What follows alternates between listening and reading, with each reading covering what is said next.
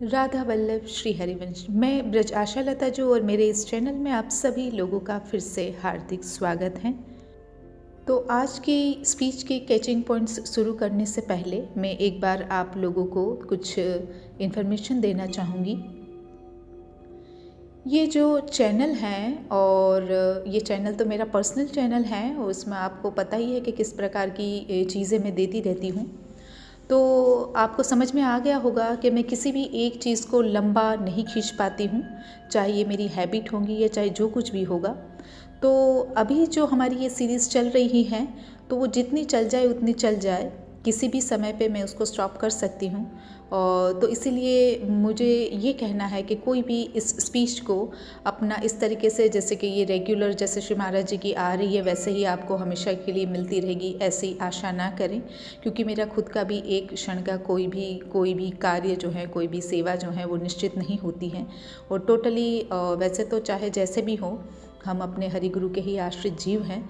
तो हमारे लिए जो जैसी आज्ञा हो जाती है हम उसी प्रकार से अपना जीवन आगे का तुरंत ही चेंज कर लेते हैं।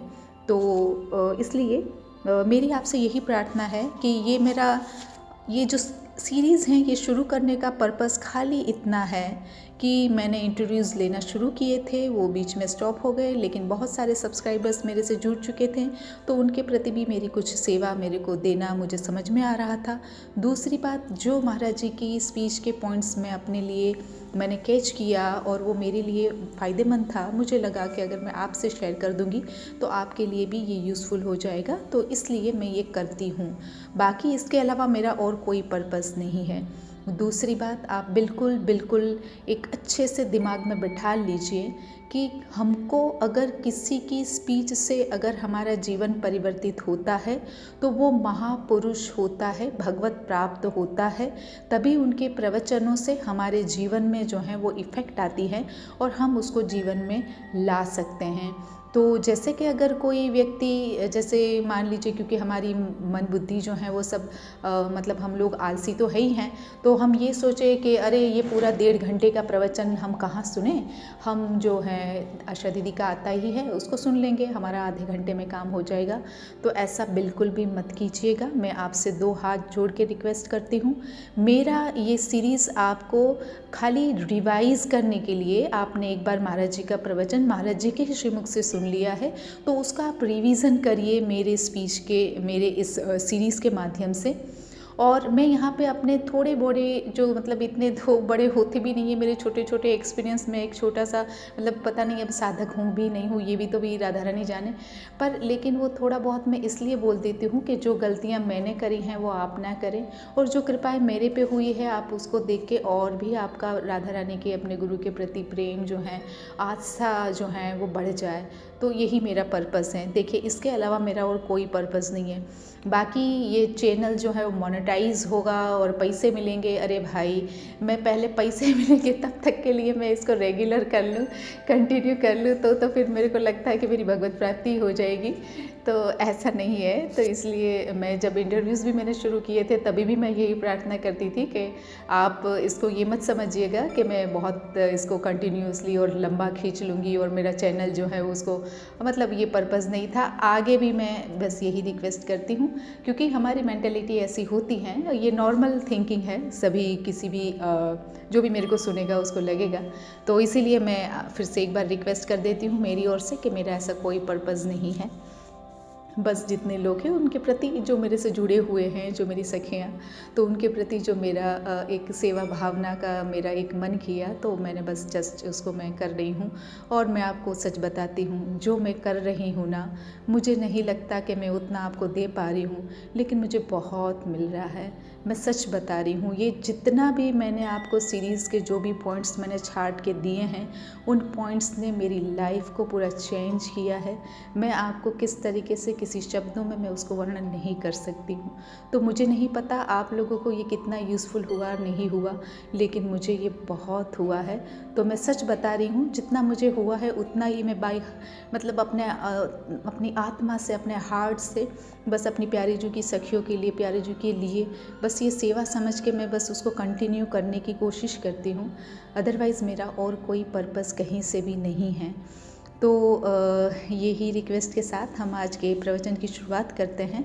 तो आज का जो श्री महाराज जी का प्रवचन है, डेट जो है वो 10/12/2023। बहुत सावधानी की बात सुनो और कर्म जाल से कैसे मुक्त हों। तो इस प्रवचन में मेरा जो कैचिंग पॉइंट है, तो मेरा पूरा दिमाग इसमें श्री महाराज जी ने आज नाम जो है वो रूप ध्यान पूर्वक करने के लिए बोला है। और महाराज जी ने बता दिया कि अल्टीमेटली सभी को यही करना होगा। ठीक है, नाम जप कर रहे हैं, सब बढ़िया हैं, लेकिन जो वास्तव में जो नाम जप जो हैं, जो हम नाम ले रहे हैं, वो रूप ध्यान युक्त होगा, वही असली है, ऐसा महाराज जी समझाए हैं इसमें। तो ये मेरे लिए एक बड़ा पॉइंट बन जाता है, क्योंकि अभी मैंने तो कितने ही दिन से मैंने खुद नहीं, चाहे जैसे भी ध्यान लगे ना लगे, रूप ध्यान बने या ना बने, पर क्योंकि कृपालु जी महाराज जी से हैं, तो महाराज जी ने भी हमको ABCD जब भक्ति की सिखाई, तभी से ये बता दिया था कि रूप तो आना चाहिए, तभी नाम जो है वो सार्थक होगा। तो ना चाहते हुए भी वो हैबिचुअल हैं हम, तो हमारा थोड़ा बहुत तो रूप ध्यान बनता है, लेकिन मैं नहीं कहूँगी कि 100%, तो वहाँ पे भी हमारी भी कमी थी। तो आज इस कैचिंग पॉइंट से उस कमी को मैंने दूर करने का बहुत चिंतन किया आज पूरे दिन कि हाँ, मुझे ये करना है। अब कैसे किया जाए, ये हम भी प्रयास करेंगे अपनी ओर से जितना हो सके, और गुरु और राधा रानी तो है ही हैं। और आगे जैसे श्री भगवान जो हैं वो अर्जुन को सांख्य योग और उसमें वही गुणातीत अवस्था वगैरह के बारे में बता रहे हैं, तो जितना हो सके हम सारे पॉइंट्स को लेने की कोशिश करते हैं ताकि हमारा रिवीजन भी हो जाए एक बार। तो श्री महाराज जी कहते हैं कि हमें किसी और से कोई हानि नहीं है, ये हमारे मन बुद्धि ही हमारी हानि कर रहे हैं। श्रीपाद प्रबोधानंद जी कह रहे हैं, हे भाई, यदि मनुष्य जीवन का परम लाभ लेना चाहते हो तो मेरी बात पर विचार करना। क्या तुम्हें मृत्यु का पता है? कब हो जाएगी? क्या मृत्यु होगी ही नहीं? तो फिर आप कैसे भोगों में रमण करके सुख का अनुभव कर रहे हो? तुम सच्चिदानंद प्रभु का नाम नहीं जप रहे, तुम धर्म से नहीं चल रहे हैं, तुम पापाचरण को जो जन्म जन्म महादुख देगा वो आचरण कर रहे हो, मूर्ता में अपने दिव्य सांसों को नष्ट कर रहे हो। फिर हमें क्या मानव देही मिलेगी? तुम ऐसा मान लो कि अगली सांस हो सकती है अंतिम, तो वो कमाई कर लो जो तुम्हारे साथ जाए। राधा राधा राधा राधा। यदि नाम जप नहीं है तो तुम्हारी बुद्धि तुम्हें पवित्र आदेश नहीं देगी, पवित्र निर्णय नहीं कर पाएगी। मन भोगों की तरफ भागता रहेगा और वो बुद्धि से स्वीकृति भी ले लेता है, और फिर हमारा पतन ही पतन है। श्रीपाद, ये कामाग्नि आपको जला के राख कर देगी। इसको केवल अध्यात्म के द्वारा रोका जा सकता है। तुम एक बार निश्चय करो, मुझे सतमार्ग में चलना है, आगे के लिए मत सोचो। कल करे सो आज करे सो अभी। अब लो नसानी अब ना नसई हो, राम कृपा भव निशा से रानी, जागे फिरे ना डसई हो। आज तक गलती की, भगवान की कृपा से मुझे सत्संग मिला, तब पता चला कि मैं गलत जा रहा था, अब नहीं करूँगा।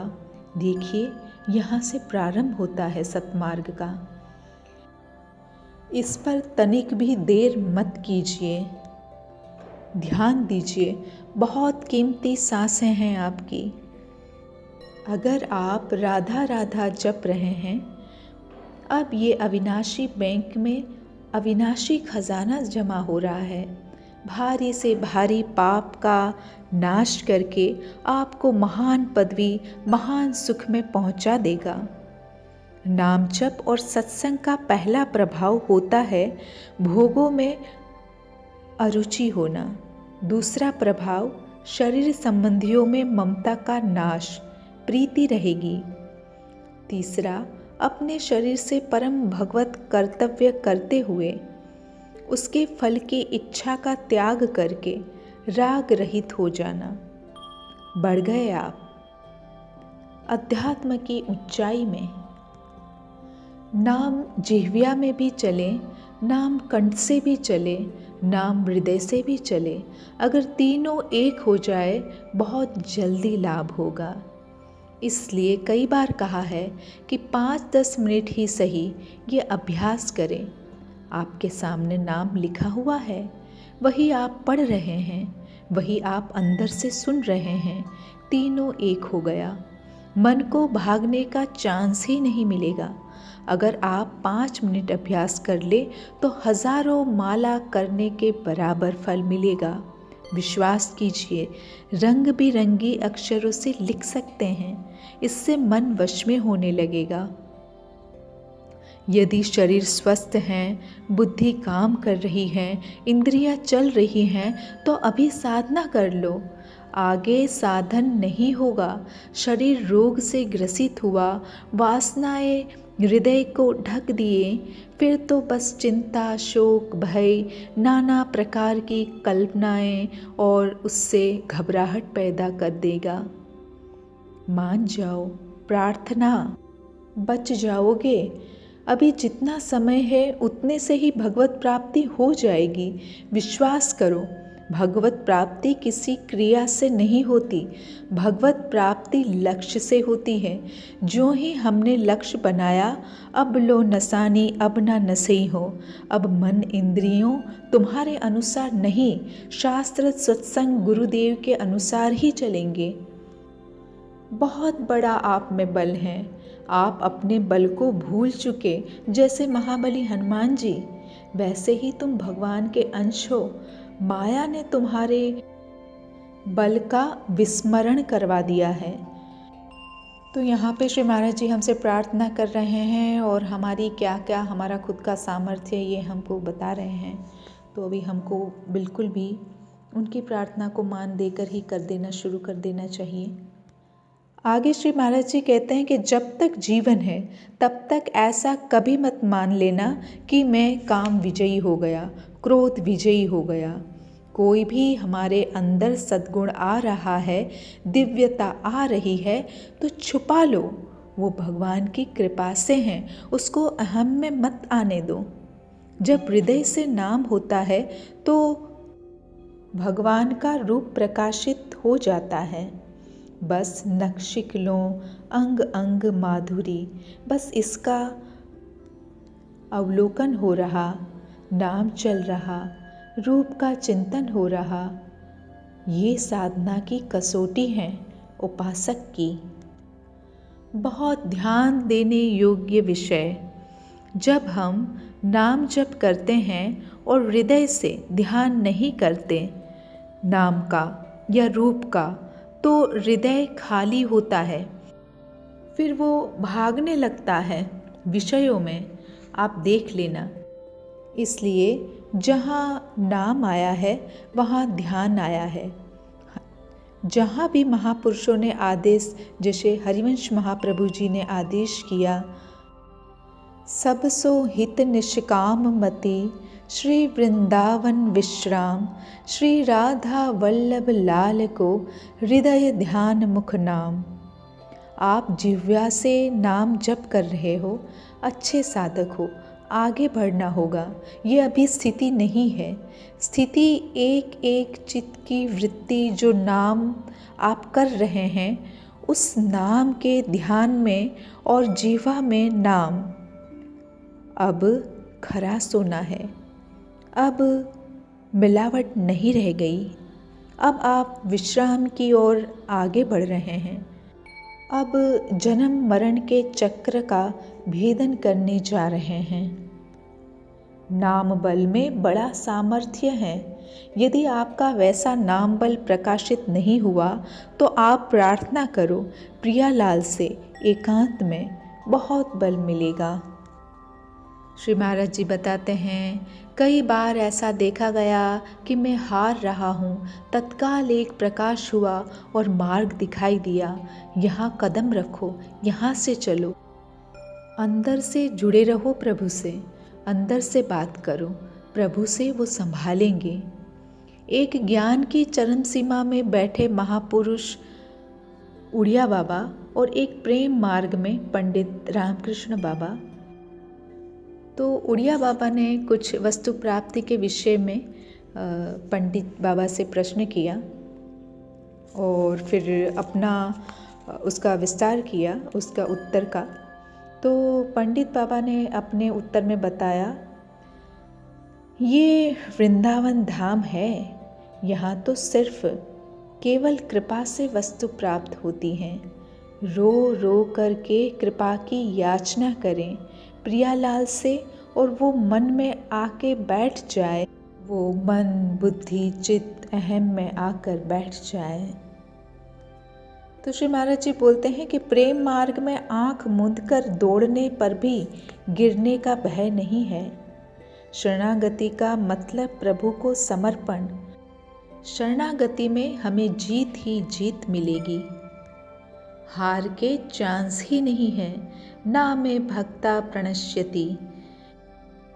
आगे श्री महाराज जी हम साधकों को सावधान करते हैं कि यदि आपने ऐसा निश्चय कर लिया कि भजन से भी बढ़कर इसमें सुख है, तो इसमें यानी कि ये संसार में, संसार की कोई भी चीज़ में जो प्राकृतिक चीज़ है, भोग वासना की या कोई भी चीज़, तो वो आपको दिखाएंगे ज़रूर कि देखो, अनुभव करो, बहुत कृपालु हैं वो। जो इच्छा करी हो मन माही, हरि प्रसाद कछु दुर्लभ नाही। साथ में कृपा भी रहती हैं। तो इसका एक एग्जाम्पल महाराज जी ने दिया, अल्लाह जी और कौल्ह जी का चरित्र।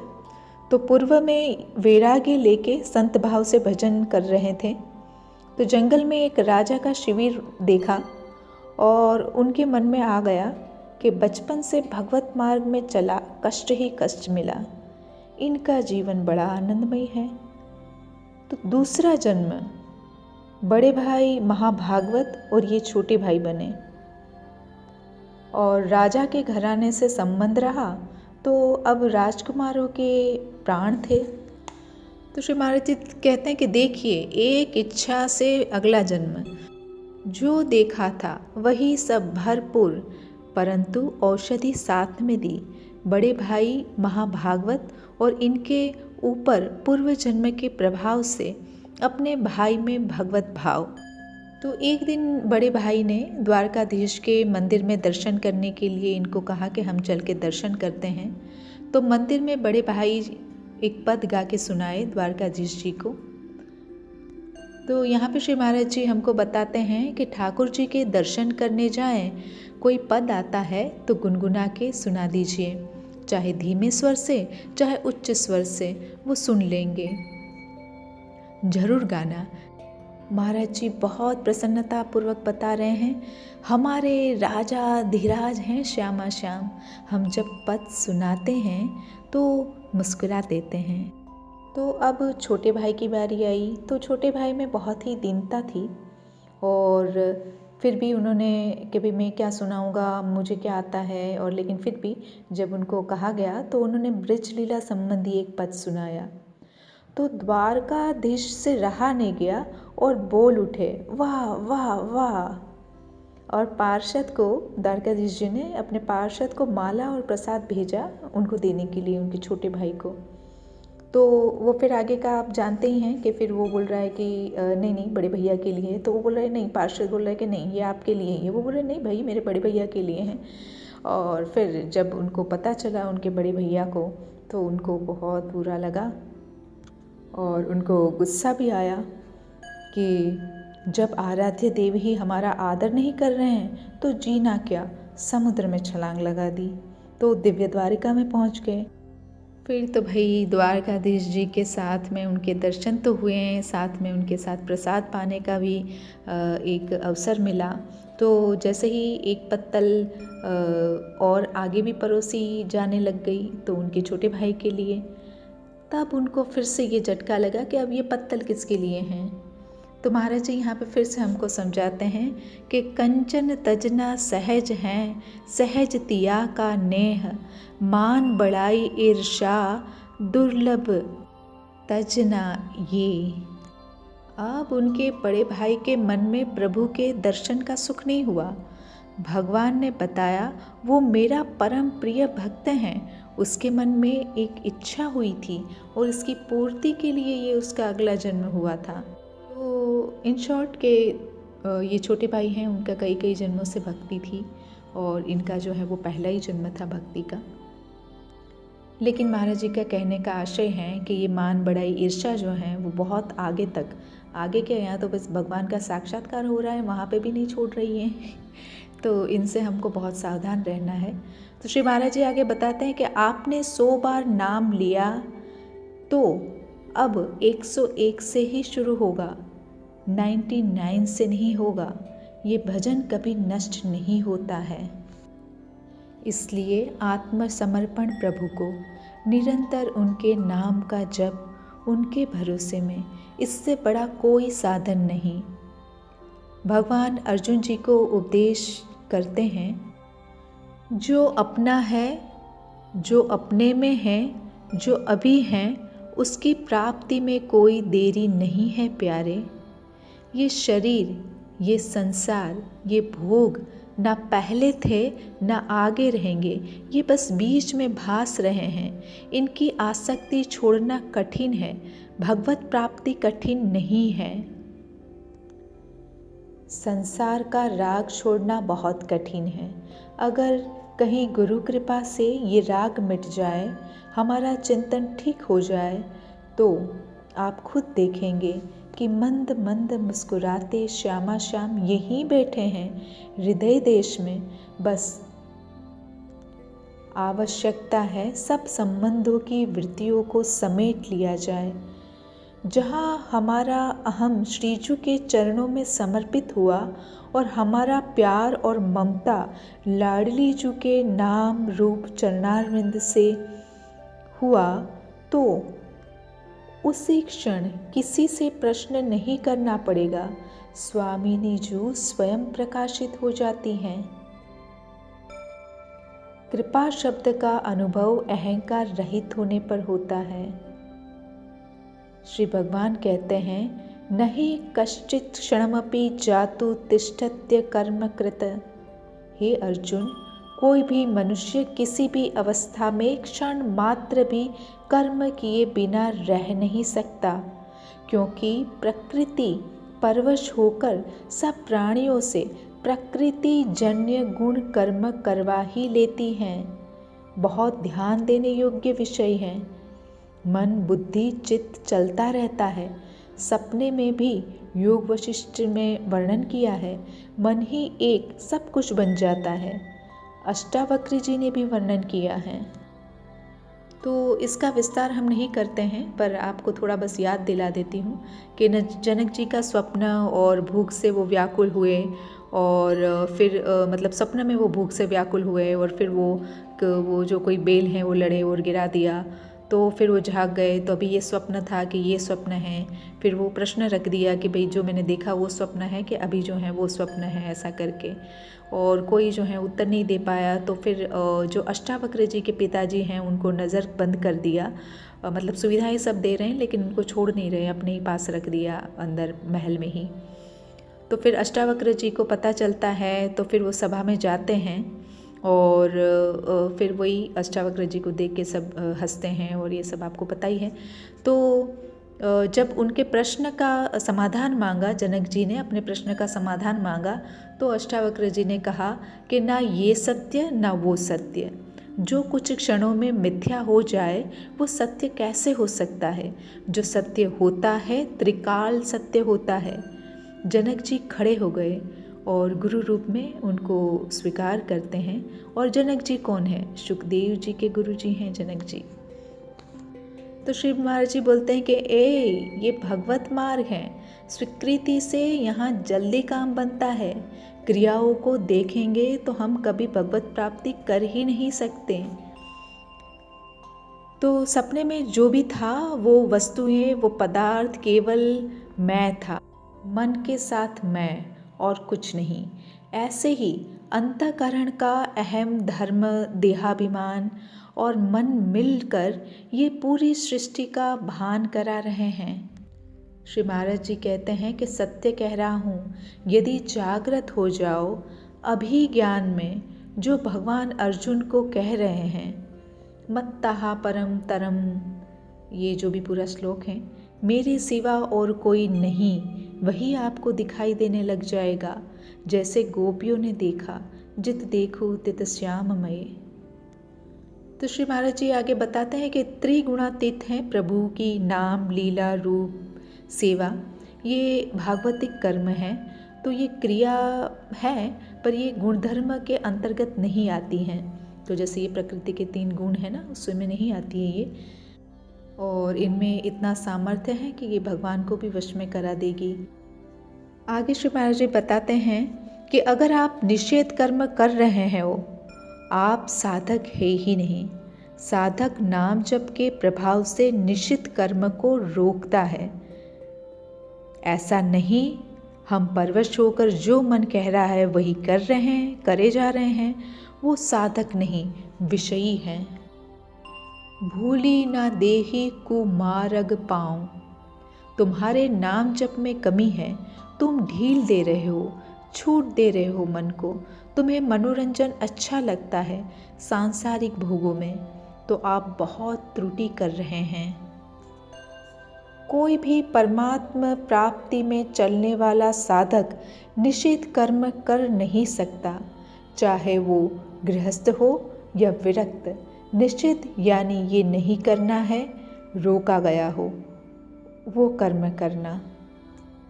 तो श्री महाराज जी कहते हैं कि इसलिए शरीर को, मन को, वाणी को, स्वयं को प्रियाजू के चरणों में अर्पित कर दो। जो भी कर्म करो प्रिया जी को समर्पित कर दो, वो हमें बचा लेगी। श्री महाराज जी सबसे प्रार्थना कर रहे हैं, क्यों व्यों छोड़ो, भगवत आश्रित होकर राधा राधा राधा करो। जो भी नौकरी, व्यवसाय, व्यवहार कर रहे हो, वो सब प्रभु को समर्पित कर दो, इसी जन्म में काम हो जाएगा। श्री महाराज जी कहते हैं कि चलिए अगर फिर भी मान लें कि किसी से ना हो पाए, तो कि मतलब थोड़ा बहुत चल पा रहा है वो जीव, ज़्यादा नहीं चल पा रहा है वो साधक, तो महाराज जी बोलते हैं कि तो फिर अगला जन्म होगा वो बहुत पावरफुल होगा। ऐसे ऐसे सानिध्य मिलेंगे जिससे निश्चित भगवत प्राप्ति हो जाएगी। तो बहुत बड़ी बात है ये हम लोगों के लिए कि बस चलते रहें, और जिस तरीके से महाराज जी हमको चलाना सिखा रहे हैं उंगली पकड़ के, वैसे ही हम चलें। ज़्यादा अपनी क्यों व्यों अपनी बुद्धि का तर्क ना लगाएं, और जो भी महाराज जी हमको बता रहे हैं वो इतना अपना वैल्यूएबल समय जो है वो अपनी प्रिया जो की सखी हैं, प्रिया जो की आसपास में रह के उनकी सेवा में मस्त रहे। क्या उनको ज़रूरत है ये आके इतना हम लोगों के लिए ये सब, है ना। तो बस ये हम लोगों के ऊपर बहुत बड़ी कृपा है, तो इस कृपा को हम रियलाइज़ करें, और जितना हमको अधिक से अधिक महाराज जी जैसे बता रहे हैं उसको जीवन में उतारने का तन मन धन से प्रयास करें, तो ज़रूर ही हम निश्चिंत ही इसी जन्म में और बहुत ही जल्द हम राधा रानी को, हम अपने प्रिया लाल को लाड़ लड़ाते हुए अपने आप को जल्दी से जल्दी भाव देह में स्थापित कर पाएंगे। श्री महाराज जी की कृपा से, हमारी इन सखियों की कृपा से, राधा वल्लभ लाल की कृपा से, हमारे सद्गुरुदेव भगवान की कृपा से। तो इसी के साथ हम आज की इस पॉइंट्स को हम यहीं पर विराम देते हैं। कल एक नई स्पीच के साथ हम मिलते हैं, तब तक के लिए thank you so much. Radha Vallabh Shri Harivansh.